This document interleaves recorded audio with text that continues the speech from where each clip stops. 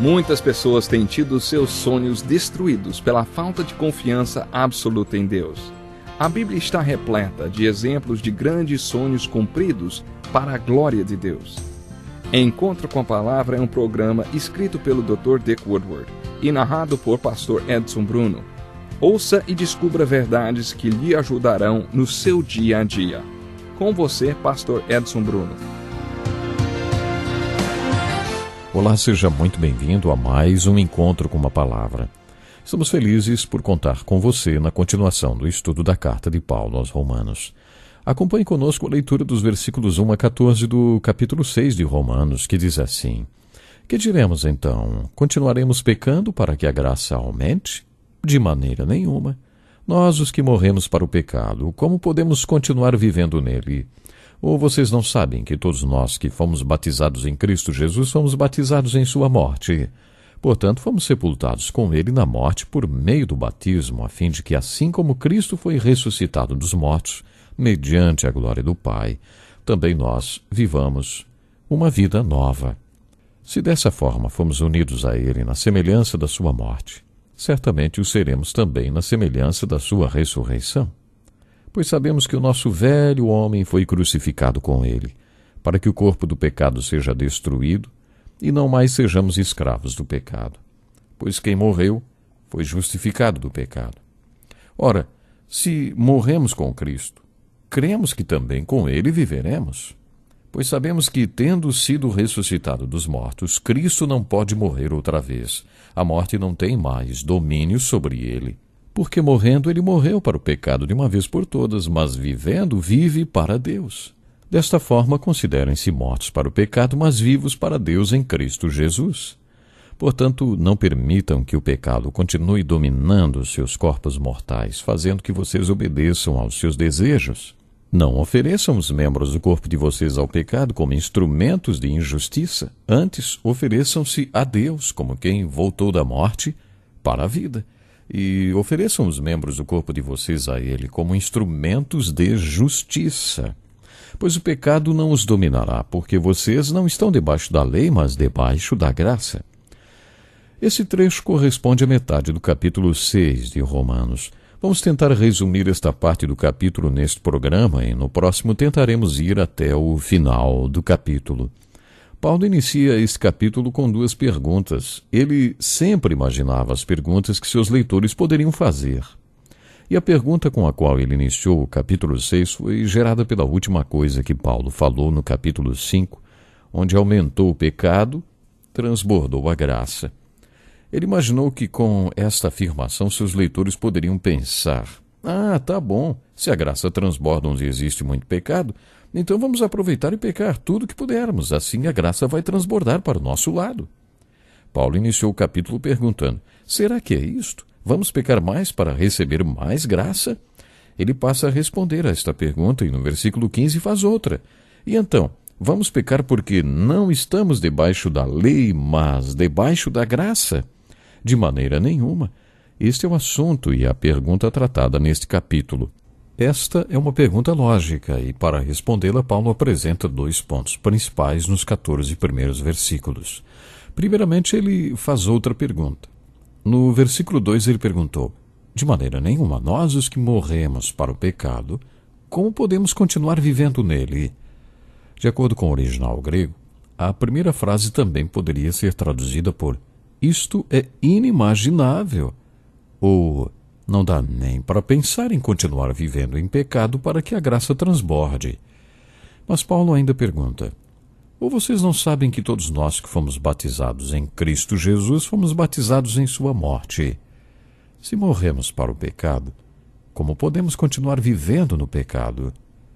Paulo imaginou que sua afirmação poderia dar lugar para enganos, porque talvez eles não soubessem que nós morremos para o pecado.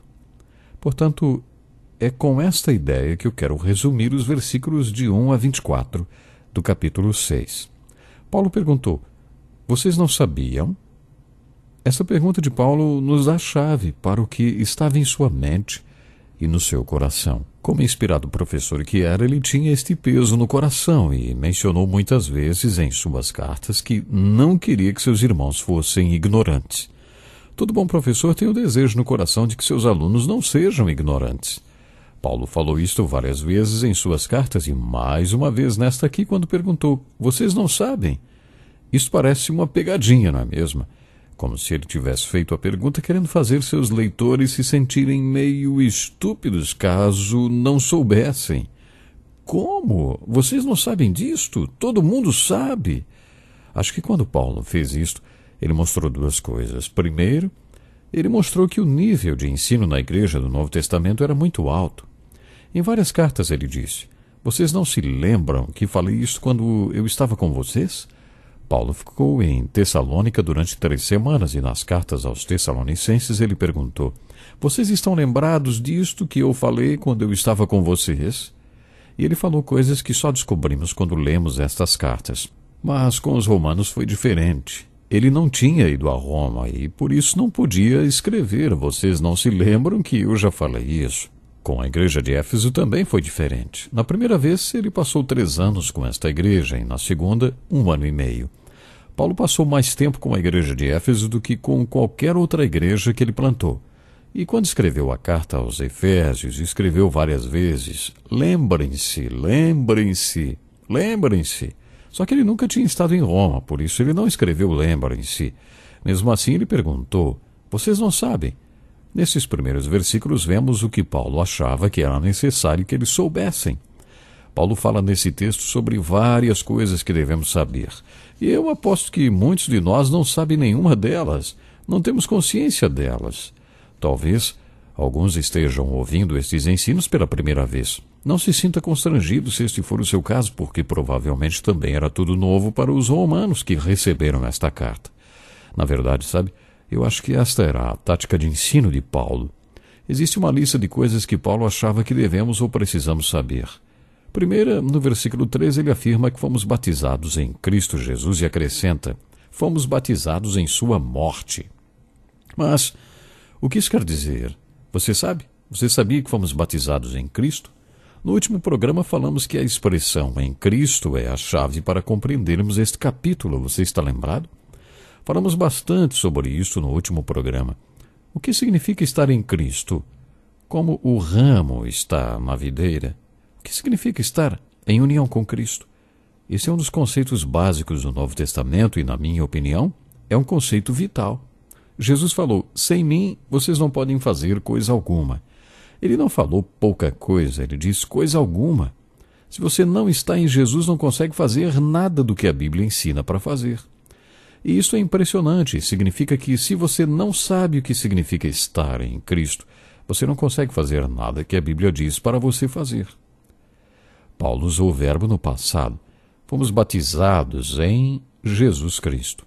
A Igreja Batista gosta muito desse versículo, mas sabe de uma coisa? Paulo não estava falando de batismo nas águas. Ele mesmo falou: batizados em Cristo Jesus. Na primeira carta aos Coríntios, capítulo 12, Paulo afirma que todo aquele que é nascido de novo é batizado no Espírito Santo em Cristo, quer dizer, no corpo de Cristo. Todos nós somos batizados no corpo de Cristo. Esta é uma obra do Espírito Santo. As Escrituras falam sobre o batismo do Espírito Santo e sobre o batismo com o Espírito Santo. Esse batismo é pelo Espírito Santo e acontece pela fé, para todo que é nascido de novo. Fomos batizados em Cristo Jesus. Isso é um fato. Paulo fala mais sobre isto.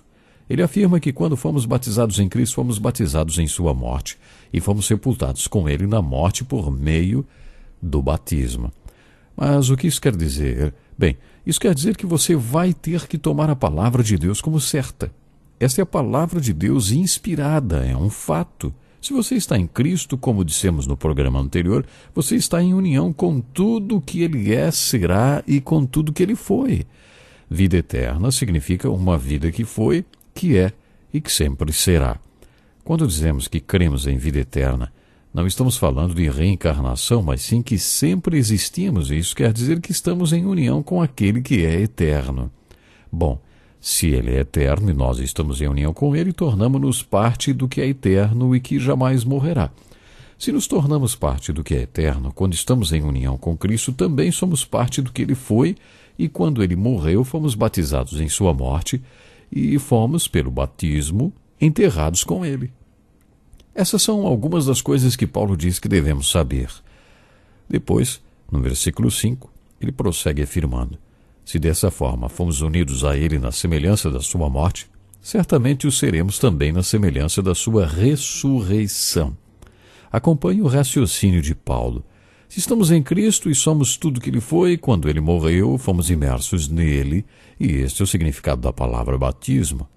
Existe muita controvérsia em torno da palavra batismo. Alguns acham que é aspersão, outros que é imersão.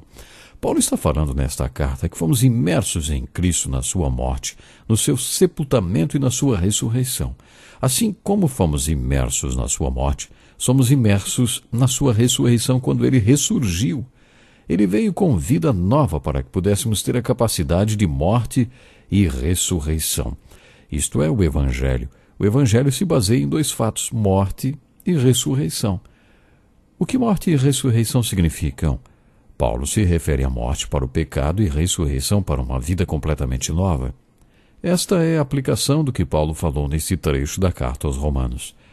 Paulo continua falando sobre o que precisamos saber. Nosso velho homem foi crucificado com ele. O corpo do pecado não deve estar mais em operação. Não podemos mais ser escravos do pecado. Agora preste bem atenção no que vou falar, porque estamos chegando na aplicação do que Paulo ensinou. A expressão velho homem é usada de maneiras diferentes. Quando Paulo usa essa expressão, ele está se referindo a um marco na vida daqueles irmãos. Antes deste marco, eles viviam de uma determinada maneira, mas agora eles não podem mais viver desta maneira porque é a maneira do velho homem. É isso que Paulo está dizendo quando usa a expressão velho homem. Ele afirma que seu velho homem foi crucificado com Jesus e agora existe um novo homem. E este novo homem está na nova vida. E é esta vida que você deve enfocar agora. Esse é o assunto que Paulo trata nestes capítulos, e este conceito chamamos de santificação. Santificação significa ser separado para uma nova vida e morrer para a velha. Esse é o tema dos próximos capítulos. Para compreendermos bem o que Paulo ensina aqui, devemos entender o versículo de Gálatas, capítulo 2, verso 20, que diz assim: fui crucificado com Cristo. Assim já não sou eu quem vive, mas Cristo vive em mim. A vida que agora vivo no corpo, vivo-a pela fé no Filho de Deus que me amou e se entregou por mim. Este versículo não fala sobre morte. Não tem nada a ver com funeral, mas tem a ver com vida. Ele mostra a chave da vida santificada, de santidade.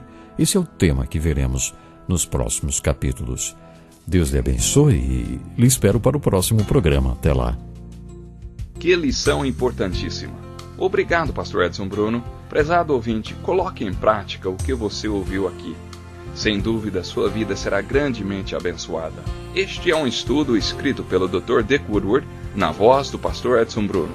Escreva-nos e solicite o material. Nosso endereço é Encontro com a Palavra, Caixa Postal 2011, CEP 89201-970, Joinville, Santa Catarina. Até o nosso próximo encontro com a Palavra.